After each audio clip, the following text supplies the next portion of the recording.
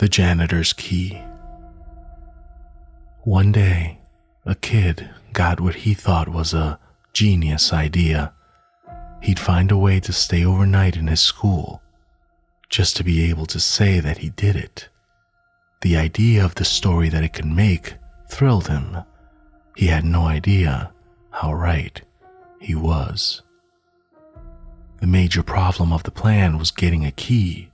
He couldn't just hide in corners the whole night. He wanted to explore.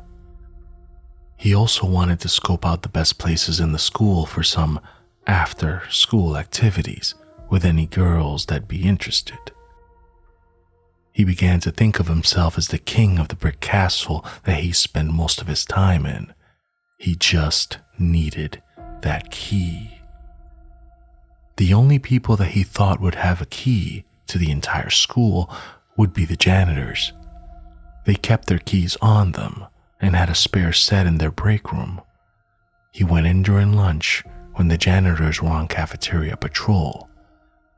He came into the break room and picked up the keys. He'd figure out what they were for later.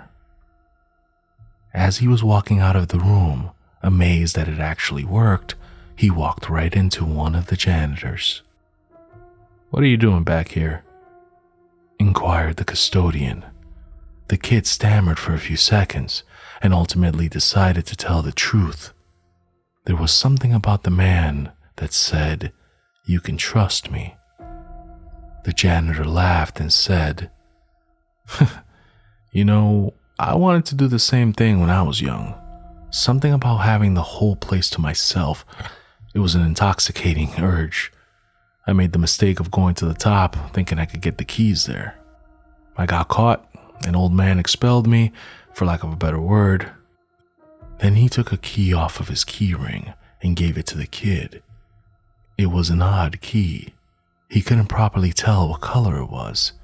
It seemed to keep changing, even when he held it still.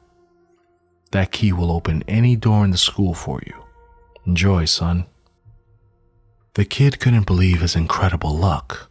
He ran off once the janitor finished talking. He thought that he had caught a whiff of something odd coming from the janitor, but thought nothing of it. The guy did clean up after teenagers for a living, after all. That night, the kid came out of the corner that he was hiding in. He told his parents that he was sleeping over at a friend's house. He promised the friend a tour of the school in exchange for covering for him. He went through the school, finding out what teachers kept in their desks, playing with chemicals and fire in the chemistry room, and generally enjoying himself. He had no problems getting into any of the rooms, desks, or even lockers. He had to use a flashlight instead of turning on the lights, but that just heightened the thrill. When it was around 3 o'clock in the morning, he decided to call it a night and sleep in the janitor's break room. He brought an alarm clock so that he could wake up in time to make his perfect escape. But if he was to be found by anyone, it would mean that he would never be able to do this again.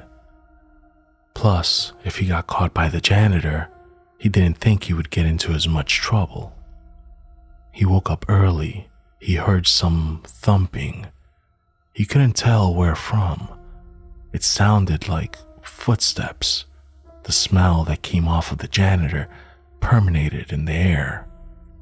The kid thought it smelled familiar, but couldn't place it. He turned on his flashlight. He pointed it around, and a beam fell on a figure in the corner of the room. The kid let out a yell and dropped the flashlight. It went out. As he was picking up the flashlight and preparing to run to beat the devil, he realized that he hung up his coat in that corner. "Dumbass," he said to himself. Now that the flashlight was out, he noticed that it was a little brighter.